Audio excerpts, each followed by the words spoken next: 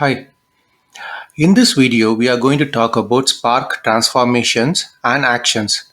So I will talk about what is transformation, what is actions, what are the different transformation available, and what are the different action functions available. So let's get started. I will go into the details as we go into each and every function of Spark. So the very first thing I'm doing is I am using Google Colab over here, and I am installing Spark. So I have a separate video on how to install Spark in Google Colab. It's a very short video. If you want to go to the details, you can click the link on the top and you can watch it. But to give you a quick preview, what I am doing is I am installing JDK, and then I am also downloading the Spark installable Spark binaries from Apache Spark website. And here I am going to use Spark 3.0, which is a preview version. But if you want to use Spark 2.4.5, I have commented out 2 lines. You can check it out. I'm going to use Spark 3.0 for this. So you can download it and you can untar it, and then I'm also installing a package called Find Spark. So what Find Spark does, it is going to set the system.path variables so that Spark can be initialized, and that's what I'm doing. I'm setting the system path, and I am just finding Spark, and then I'm getting the Spark context over here so that I can work with the Spark library. Now, as I said, you can go to my previous video, the link which came on top sometime back, and you can watch the video. Right? Let me get started with the core functions of Spark now. Okay, so the very first thing I'm doing is I am importing URL lib system and temp file to download the data set that we'll be working on, and I'm importing Spark SQL functions, which has all the necessary functions required for this particular notebook. Right, so that's what I'm importing everything from it.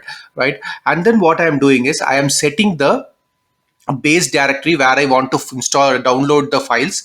I'm going to use two files. One file is the Corona data set, and the second file is basically going to be the Twitter data frame. So basically what I'm doing is the latest ongoing coronavirus. I have created a data set of coronavirus which is cleaned and which is kind of not transformed, still raw, but it's a clean data set. And also I have downloaded tweets from Twitter where people are talking about coronavirus. So I'm going to use those data set, and both is available in my GitHub link. You can search for Srivatsan88 YouTube LI, and that's my GitHub folder, and you can go into data sets and download this data set.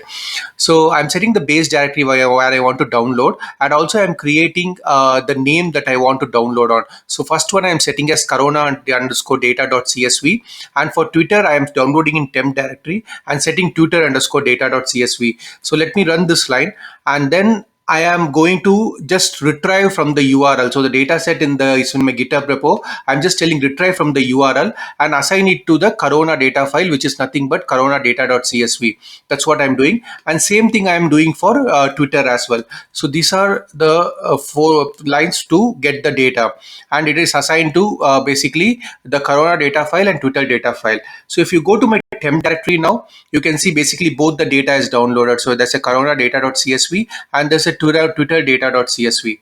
So now I have the data file. Let me create a Spark data frame. So there are multiple ways you can create a Spark data frame. If you have a file, if you have a file in the HDFS location or an S3 location, you have options to just use like spark.read option. Yeah, you can use CSV if it's in CSV format. Mine is a CSV format, but if it's a Parquet format or some other format, you can use similar functions that are available. There's a .parquet, that is other things like ORC format. There are multiple format that Spark supports, so you can do it. If it's a S3, you are going to give the S3 URL, or if it's HDFS, you are going to give HDFS URL, right? And then what I'm doing is I'm telling header equal to true. So that means like the header is already there in the file. Just use the first line as the header. There are additional functions as well, like skip number of lines and everything. You can go into the documentation and check. And then I'm also telling infer schema true. So what that means is, right, by default, if you don't infer schema, it's going to set everything as string. So what I'm telling is based on the data type, check the schema and infer the schema and then assign it. That's what I'm telling, and I'm assigning it to a data frame. So this is one way of creating a Spark data frame. Now you can also use functions like parallelize and everything to create it. I will show it as we go down. So in Spark there are two two types, like you have Spark RDD, which is a resilient distributed data set, and that is the underlying base foundation of Spark. But as Spark released newer version about 2.0 and 2.1, they have created a simpler interface called DataFrame, which is easy to work. It is very similar to Pandas DataFrame or even your hard DataFrame. So it's pretty easy to work, but underlying it still executes the RDD function. So but in this video we are going to more focus on data frame function and data frame transformation. As new releases are coming in, they are going to take out the RDD function from end user, and they're just going to use it internally. It's good to know it, but it's not completely required. There are very rare cases you will use RDD functions. So this is what the first thing. So I have the data frame now, and if you see the output of the data frame, basically it's creating a data frame, and after that I'm going to run a show. So you can see the output of the data frame. This is how the data looks like. So this is coming from the John Hopkins repo. So rather than taking it from the John Hopkins repo, what I have done is I have taken it and cleaned the data set, because if you see, this is a John Hopkins repo data set where state is null for most of the country, because like some countries are reported only at the country level, like Singapore, Thailand, Japan, and everything. But some countries like Australia, United States, China are reported at the state level. So you can see a lot of empty values. But there is a latitude and longitude column, based on which what I have done is I have cleaned it and created a new column called state underscore cleaned, which will have the state. But it is not only the latitude and longitude, because that also has some issue. So I have done multiple cleaning step to come to the state. And again, I have a separate video for that. How did I clean the data set? You can click the link on the top that is coming in if you want to really watch it, but it's not mandatory. Right. For this data set, what we want to know is, there's a country, how much confirmed cases there in the country, how much death, how much recovered, and what is the state. And also, like, it is a time series data. So basically the data starts from 22nd Jan, where the first report of coronavirus was reported, and it goes till today's date. Today is March 20th. So it goes till today's date. So it's a time series data. You will continuously have data for multiple dates for each country. Right. And similarly, what I am doing is the count. You can check how many rows are there. So there are around 28,000 rows, and count is an action variable. I will talk about transformations and action, but count is an action variable. But let me also download the Twitter data frame. I am doing the same thing for Twitter data frame. I am inferring the schema. I am basically setting the header equal to true, and it has like 1,000 rows. And basically I just created a subset. I don't want to go through a lot of heavy data set now. And if you see, like, basically what it is like which geo the user is tweeting from. Here most of the geo is null. The text, what did the user say in the Twitter, and what is the user handle in Twitter, the location that the user is tweeting from, the country that is tweeting from.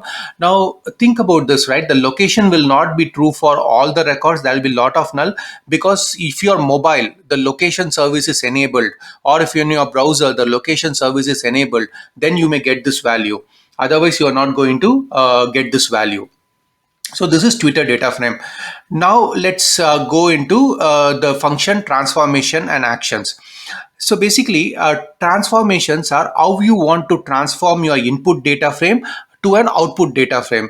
Say like when you talk about a typical data science project, there is a raw data, there is a aggregated data, or there is a transform data. So basically, your transformations are function that can take your raw data, that can run some transformations and convert into a transformation or an aggregated view. What transformation does it? Transformations create a new data frame as output. The data frames are immutable, so it creates a new data frame as output. And why does it create a new data frame? Because transformation, what it does, it creates it creates a directed acyclic graph, which are nothing but a plan on how it wants to execute that particular transformation. So you can take a data frame, you can create trend transformations, and then you can say execute the transformation. By creating a DAG, Spark knows how to optimize the transformations that are there in a better way, so that Spark can execute in a faster format, right? And that's why transformations are lazy evaluation. So as soon as you execute a transformation, nothing happens unless you put an action to it. that's when the transformations are really executed. So that is transformation are lazy evaluation, and you need action variable to execute the transformation. I will show you like how the plan looks like, but quickly to see, if you take this example, right, what I'm doing is I'm taking Twitter df, and there's a column called country over here, and I am filtering by country equal to USA. So if I run this, basically you will not get anything. You are just telling, okay, it's a data frame that you have got. So this is just an output data frame. You're not getting the actual output by filtering. So this is transformation. As I said, transformation will just create an execution plan. It does not create anything more than that. Right now, in order for me to execute this transformation, I have to use an action variable. There are multiple action variable. That is first, take, collect. Show is one of the action variable. So once I take the same function, right here, what I'm doing is I'm taking the same Twitter df dot filter country USA, and I'm telling show. So now it's showing the output. So what it's going to do is it's going to go and execute that particular transformation. Now you can see the output data frame is filtered by all USA records, right? Filter is a transformation, show is an action variable. Now you can in filter you can have multiple and condition as well. It is similar to your Spark SQL and condition. Now you can also use SQL completely. I'll be covering that in my next video on Spark SQL. The transformation video going to spill over to the next video, so I'll be covering as part of it. But you can use filter, you can use multiple conditions. So what I'm telling is here, filter by country USA and location like new percentage. So anything that starts with new will come in. So if you see over here, the transformation function is further filtered. It's showing only records where country equal to USA and location starts with new. So in New York, New Jersey, New England. So it's going to show only that starts with new. So a filter can have multiple values as well. Right now, what I'm going to do is I'm going to show you how the plan is created, because that's very important when you are doing performance tuning and all. You need to understand how the plan is created for the transformation, so that maybe you may need to fine tune it, right? So what I'm doing, I'm using the same filter condition, Twitter df dot filter country equal to USA, and I'm assigning it to an another data frame called TW filter data frame. So let me run this, and what I'm calling is I'm calling the explain method.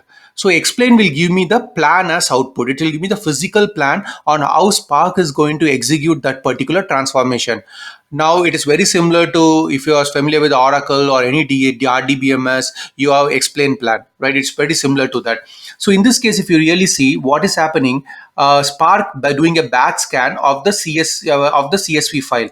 The CSV file is below, and you can see the path. It's /stem/twitter data.csv. Right, and then it's going to filter where country equal to USA. That's the second line, this line. So it's coming from bottom to top, and then it's projecting all the columns that are there in that particular data frame. So it's creating a plan.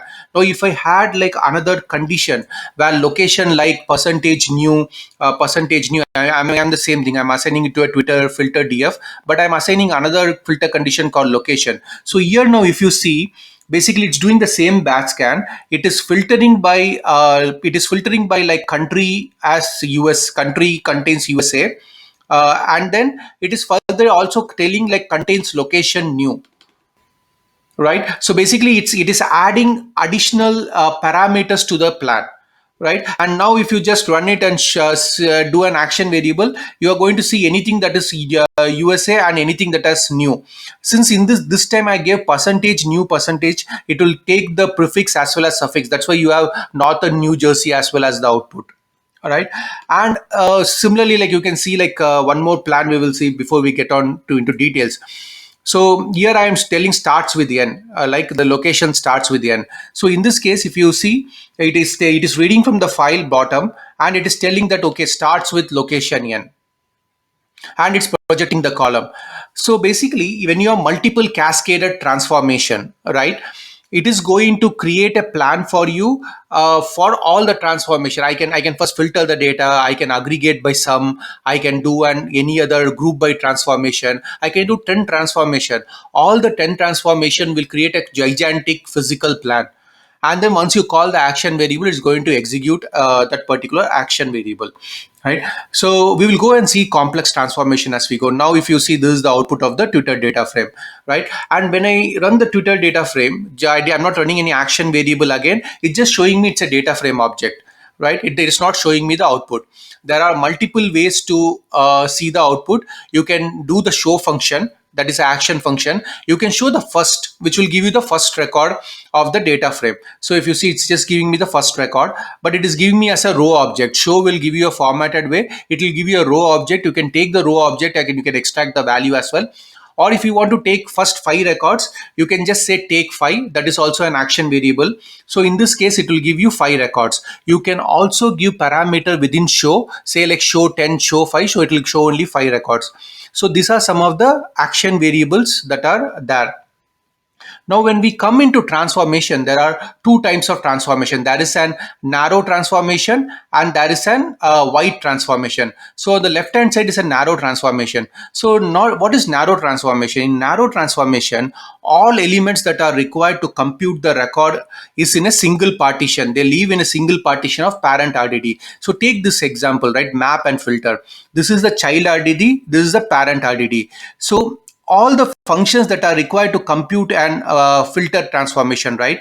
So when you take typically Spark, the data is partitioned and distributed. So if you have a file of 1 terabyte, right, it can get partitioned into chunks, and those partitions sit in a distributed system. So that's why Spark is pretty fast for large data set, because the transformations and everything happens in parallel, right? So now each of this is one partition, and the child RDD will always refer to only one parent RDD in case of narrow transformation. There are a lot of narrow transformation, map, filter, and other transformation like union, joins, and everything, where the child RDD is basically mapping only to one parent RDD. Basically, parent RDD is not distributing data to multiple child RDD in this case.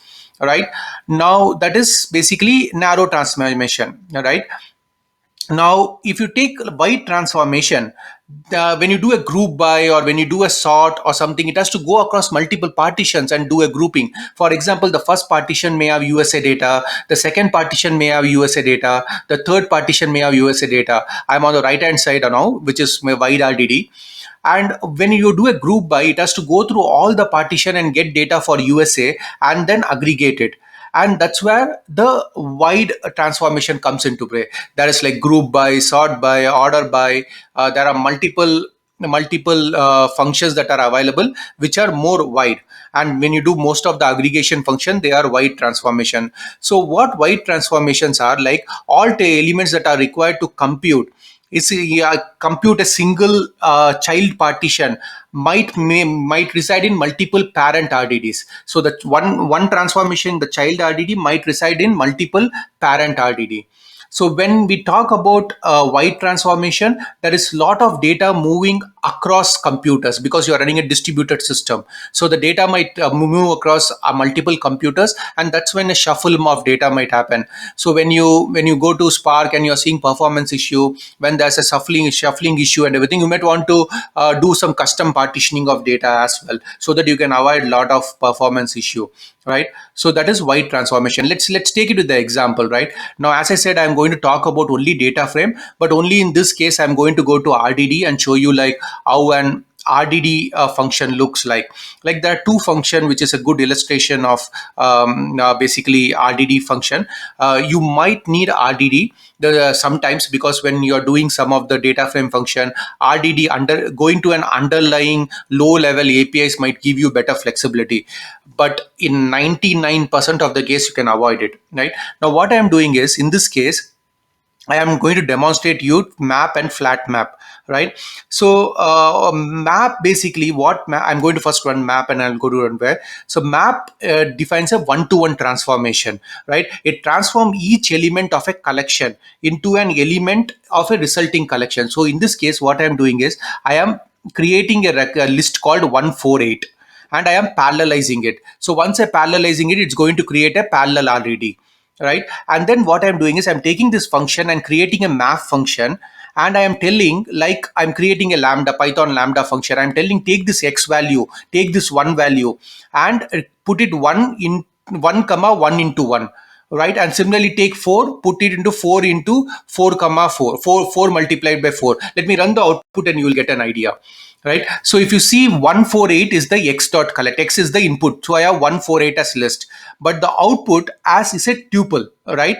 So it's taking x in comma x, so it's taking 1 and multiply it by again 1, 1 into 1 is 1, it taking 4, it's printing 4 and saying comma 4 into 4 is 16. Similarly for 8. So what is map doing is taking each value and then creating an output value for each of the record, right? It is transforming each element. But if you run flat map, it will completely flatten it out. So what it is doing, it's having the same output, but if you see, it is not creating a tuple for each element, rather it is taking all the element and completely flattening it out. So this is like map and flat map. These are pretty much like advanced lambda functions that are available in Java or Scala or anywhere. It is very similar to that. There are very less possibility we will using RDD functions. So we will be using mostly data frame functions. But if you want to know, like, because I created a parallelized object, if I print X, it's going to be a parallel collection RDD. It's creating an RDD, not a data frame. But you can always convert RDD to data frame by using RDD.2df function, which will create an data frame. But let me get back to my data frame output. Right now, I have the tutor df.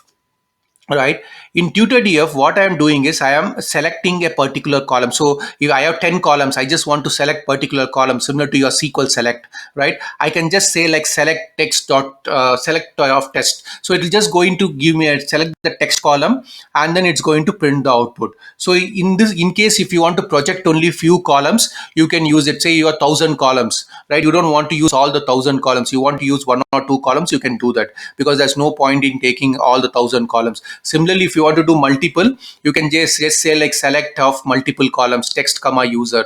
That's what I'm doing. So that is about select function.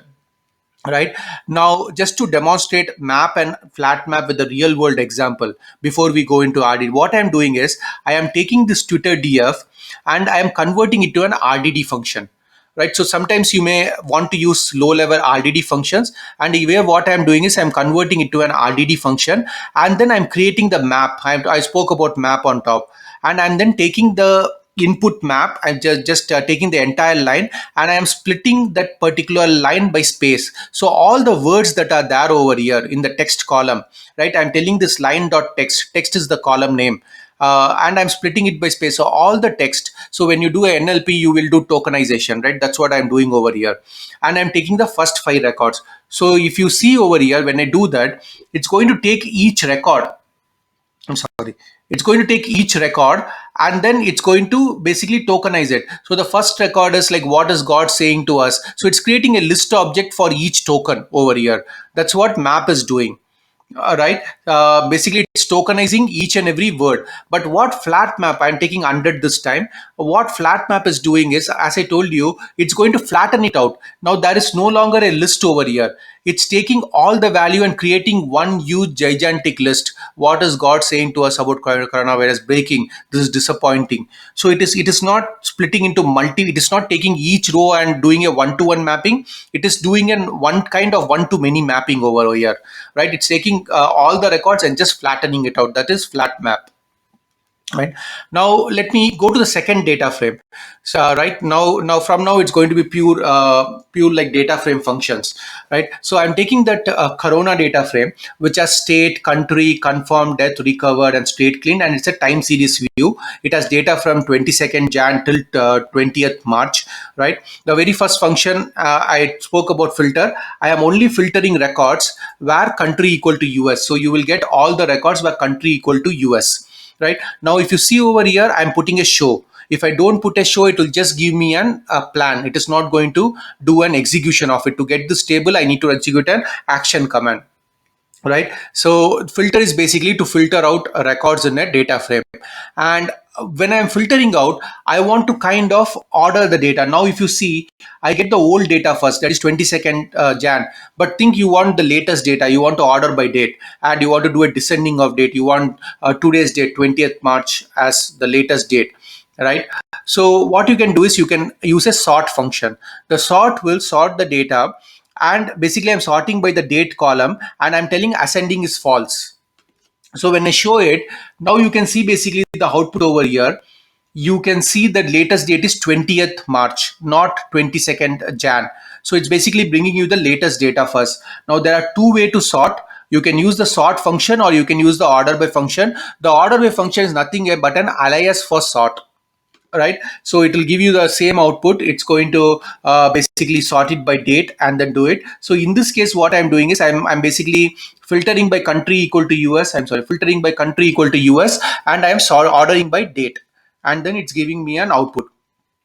Now, sort and order by are very expensive operations. These are part of wide transformation. The data has to get moved between multiple executor nodes and then shuffle it. So if I know, if I am partitioning my data in a Spark way, and if I know all my data for USA is going to be in one partition, or my data for Japan is going to be in one partition, or my data for India is going to be in one partition, then in that case, what I can do is basically I can do a sort with partitions. So I am limiting the data movement between one system to the other system. What I'm doing over here. So I am doing sort within partitions. I am now, instead of one column, I can do multiple columns as well. So I'm doing by both date and confirmed, and then I'm doing ascending as false, and I'm doing show.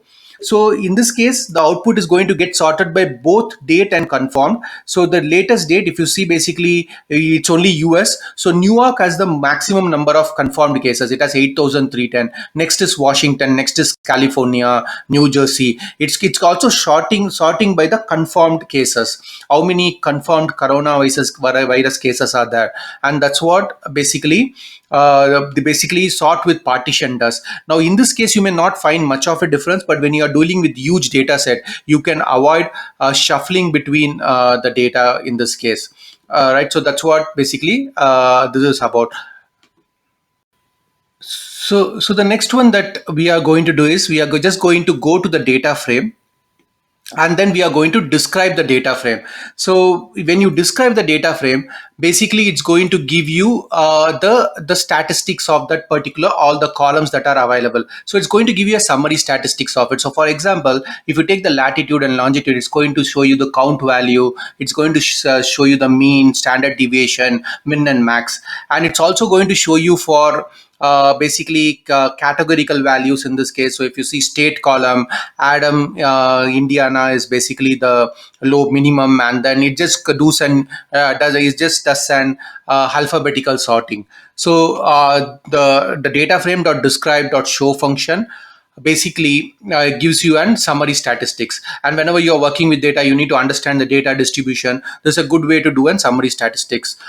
Print schema will give you the schema. And since we did an infer schema right on the top when we imported the data frame, we did an infer schema. It's going to show you basically what are each of the column and what are the data type of the column. So that's what you are seeing over here. Recovered, confirmed, death are integer. It is able to by default do it. Latitude is double. Country is a string. State it is string. State claimed is a string. It's already did that part. All right. So that is print schema. How you want to see the output of that schema. Now what you can also do is, now what I'm doing is, like, I am filtering by the confirmed column, right? And then just sorting by the confirmed column over here. If I don't give ascending equal to false, by default ascending equal to true, it will do an ascending sorting over here. So wherever the confirmed cases are greater than 1,000, see, you can use lot of your typical condition, greater than, less than, equal to, less than, equal to, greater than condition in a filter clause. That's what we are doing. Before that, we were just using filter clause on categorical data and doing an equal to, but you can use any condition in your filter clause, and that's what you are doing. That's what we are doing on top. Now if you see the descriptive statistics that we got, it does not have a quantile, right? It does not have what is the first quantile, or 10% of the quantile, 20% of the quantile, or 90% of the quantile. So for that, what you can do is you can use a function called approximate quantile. Now think about what quantile is. A difficult activity in Spark because the data is distributed, and in order for you to do a quantile, you need to get all the data together, sort it, and then you have to do a quantile. And large data set, it becomes really difficult, right? So that the function approximate quantile does not give you an exact quantile. It just approximate the quantile for you to get an idea. And in lot of cases, approximate quantile will help. right? And you can set what level of approximation you want. So I'm taking the same data frame where I'm taking only confirmed cases greater than 1000. I'm doing approximate quantile. I'm telling do it on column confirmed and get me the 25% quantile, 50% quantile, which is the median, 75% quantile, 90 and 95% quantile. I'm setting the confidence interval as zero point 0.9. You can set the confidence interval as 0.9599, or you can set it less. The more you set it, the more time it is going to take for large data set, right? But here I'm setting 90%. My data set is small, 28,000 rows, and you can see basically most of the data 25, 50 and everything lies in this range. But if you do an actual quantile, you may get a different number. So these are just approximate number, and the 95 percentage is 67,800, right? It is just giving you an approximate number to give you, and that's how you get a quantile for a column, and you may require it when you are generating a descriptive statistics sometimes, right? That's why it is. Now next we will see aggregation function, AGG function, right? So there are multiple ways of doing aggregation. So one thing what I'm doing now is I'm just using the AGG function. So I'm taking the data frame, I'm using the aggregate function, and I'm telling do it on the date column, get me the max of date, and I'm using an action variable called collect. So collect is just going to collect the data and show it to you. So it is similar to show or any other function. It's just going to get the data and then more show it to in a row format, right? And when you do a show, it gets in your table format. It's going to show in a row format. So here it's getting me max date. So in the column, the max date is 20th March 2020, right? So it's just going to get you the max date, and that's what the aggregation function is. You can also run aggregate on multiple columns. So here I'm doing date and max and confirmed max. I'm using both, and I'm doing basically collect. Now you get basically the maximum confirmed case is 67,800, and that was in China, right? That was the maximum confirmed case of coronavirus. And then you have, and again this is per province, right? If you aggregate at China level, because the data is granularity of data is state level, right? Hubei, China had 68,700 cases, but China as such had some 81,000 cases or something like that. Because the granularity of data as state, it's going to take the maximum which is available in a particular row, right? And then it's showing me the max of date is 20 March again, right? Now what I'm going to do is I am going to take the data frame and I am going to filter only records in the data frame which has the max date. So I want to always get the latest data. So that's my purpose over here. Now, some transformations might require multiple steps. Some can be done in a single step. But just to show you over here how to do it, I'm going to put it in a multiple step and show it to you for you to understand different functions. So here what I'm doing is, the very first thing I'm doing is I am taking that aggregate value date max and setting it to a max date variable, right? So if you run this and if I do max date of show, it is going to show this 20th March as the maximum date. So I'm assigned it to a particular variable over here, right? Now next what I'm going to do is, just 1 minute. Yeah. Yeah. Okay. Just 1 minute, it's not going. Yeah.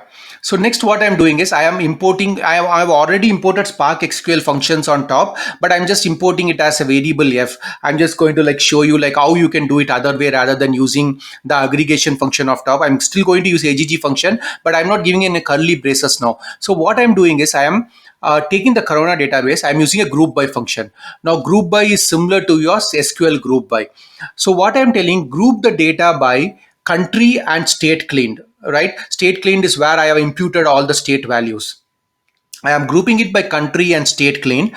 I am calling the AGG function and I am getting the max date for each country and state. So if you see the output over here, so what I'm going to do is I am taking each country and state. I am getting a maximum date column. So let's come to the primary key. If you see the data frame that we have, the data granularity is state, but there is high possibility the same state name can be in a different country as well. I'm not sure, it can be. So what I'm doing is I'm taking country and state which will make it unique. So the data frame primary key can be country and state, but since I want to date as well, right? So I'm adding date also to the list. So basically I'm doing a group by country and state. I am getting max of date for each country and each state. So Afghanistan, Bagran, it is 20th March.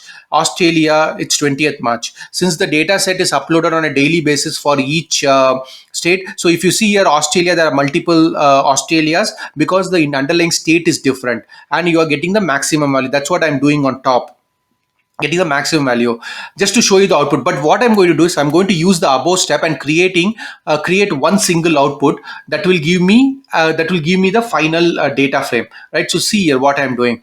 I am taking the inner query, which is similar to top corona df dot group by state aggregate. So if you see this inner query, it is very similar to what is on the top, which I gave, right? I'm just setting an alias to the column date, because if you see the column name, it is coming as max of date, but I'm just setting an alias so that it shows as date, right? And what I'm doing is I am taking the same data frame and joining it to the main data frame. The reason is on top I get only 3 columns, but I want all the columns confirmed, recovered, and everything.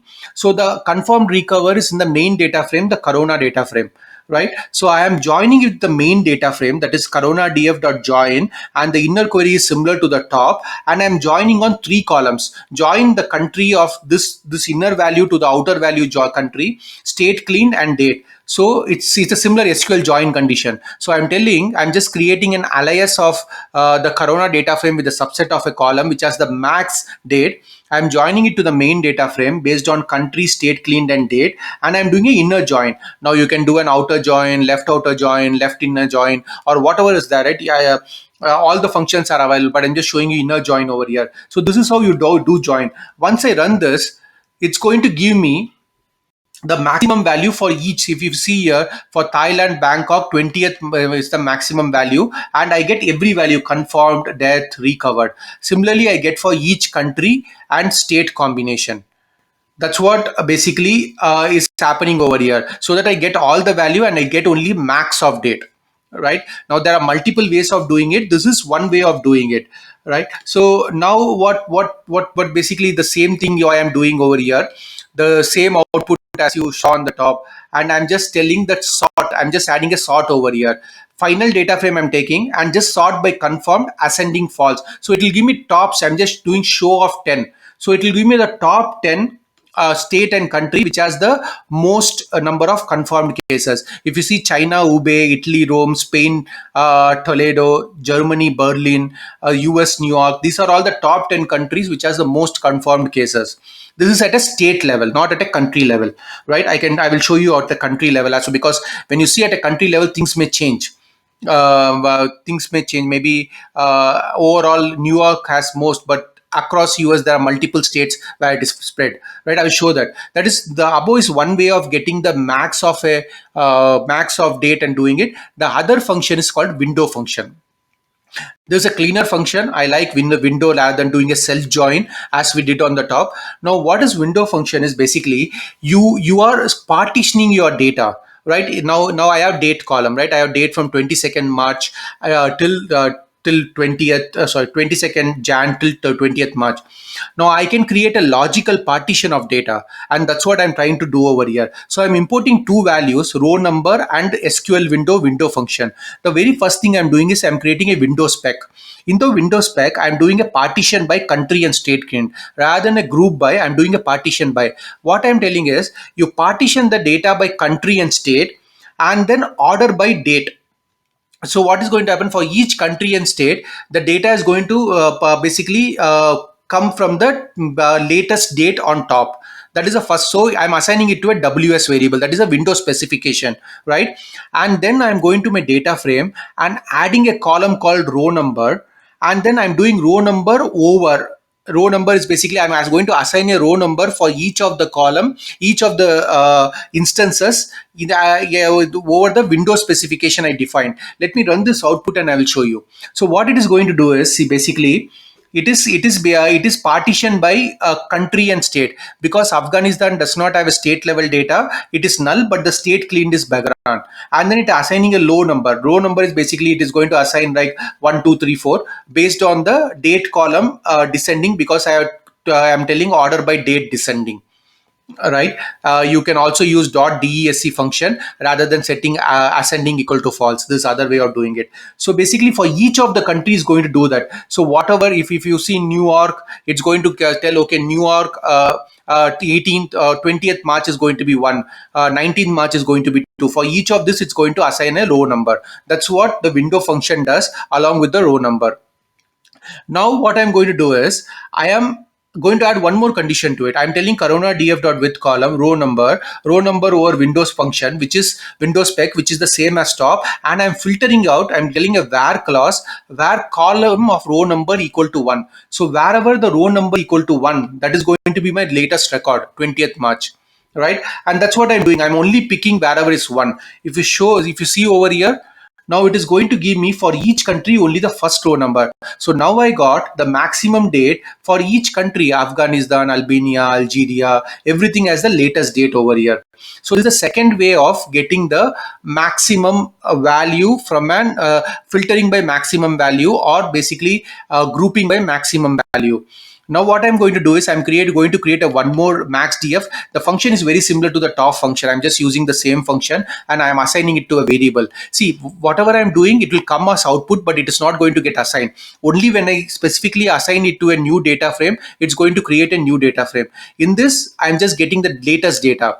The basically March 20th data. And if you see the corona max df.show, it's going to show me all the countries with the maximum date, that is today, 20th March 2020. Right, that's what it's going to basically show you. Right. So now what I'm doing is you saw like which were the top data by state, right? Top 10 confirmed cases by state. Now let us do something at a country level. Now if you see, like, we have a time series data, right?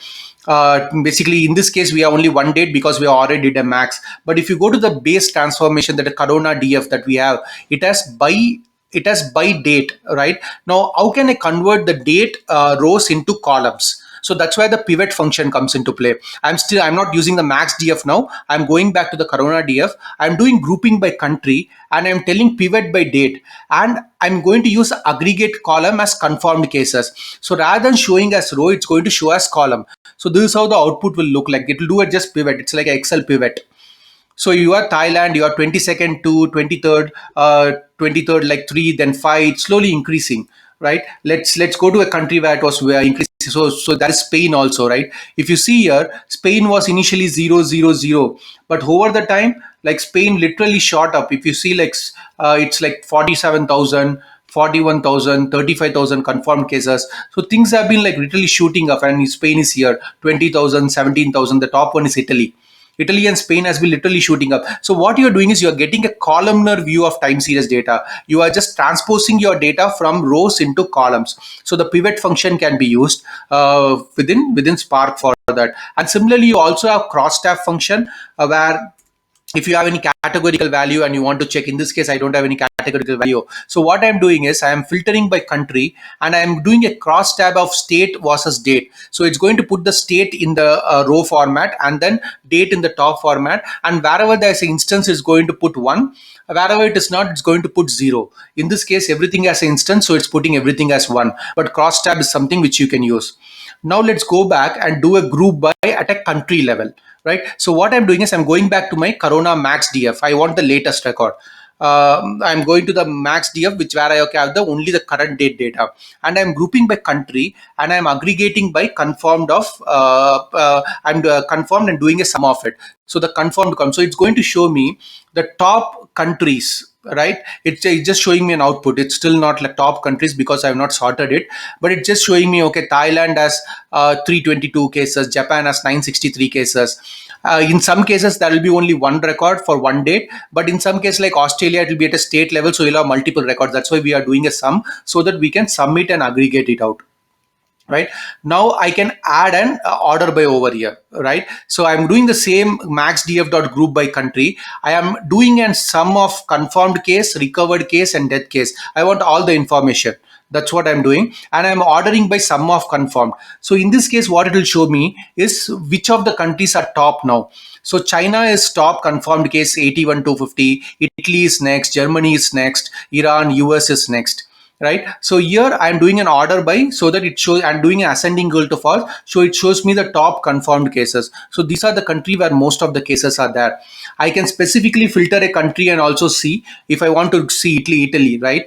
Basically I can see, and here I'm not using max df, I'm just using confirmed df. I can just filter by Italy and I can see it, how the trend was in a more tabular format, right? So now what I'm going to do is I'm going to quickly, I have just few more, I will continue this because there are a lot of transformations and actions, and I'm just going to cover key transformation and actions. So I'll continue in the next video, but in a couple of things before we move out of this video. Now what I'm doing is, how do I add a new column? When you are doing a transformation, you may want to expand your data frame with new columns or aggregated view. So you can use the with column function. The with column, I'm telling I'm adding a column called active, and active is nothing but the confirmed case. I'm telling this is the formula for the active column: confirmed case minus recovered case minus death case, and I am sorting by active. Now you saw, like, basically on the top right, China, Italy, Spain, Germany, Iran, US was top, because those are all confirmed cases, but there are a lot of people who are recovered as well, right? I want only the active cases. That's what I'm doing over here. Now once I run this, you can see basically, this how the transfer, it is added a new column called active, and it is adding only the active cases over here, right? That's what it is doing. It's adding only the active cases. Now I want to filter by active and see, like, which is the maximum column. So what I'm doing, I'm assigning this active column to the data frame back. As I said, when I do a show, it will just show me the output. I need to assign it back to the data frame. So I'm doing confirm max dx and doing show of 10. So it will show me the active cases as well in the data frame now. Now what I'm doing is, I am grouping by country. I'm doing sum of active. Here if you see, I'm not using the aggregate function and doing a sum. You can also do dot sum of active, and I'm ordering by active. So now let's see the output. So if you see the active cases, Italy is top, not China, because China, a lot of people have recovered.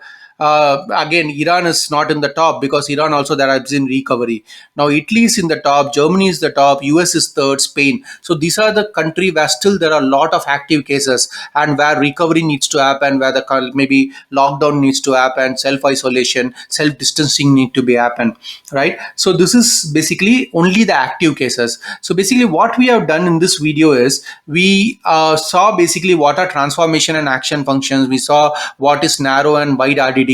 We saw some of the key functions like group by, sort, order by, filter, where clause, how to create additional columns, right? We will continue in the next video with some more key function. There are a lot of function. You can go to the documentation. I'm not going to cover all, but this should give you a basic idea how to use the function and how to basically take the raw data and convert it into an aggregated form. All right. So see you in the next video. Thank you.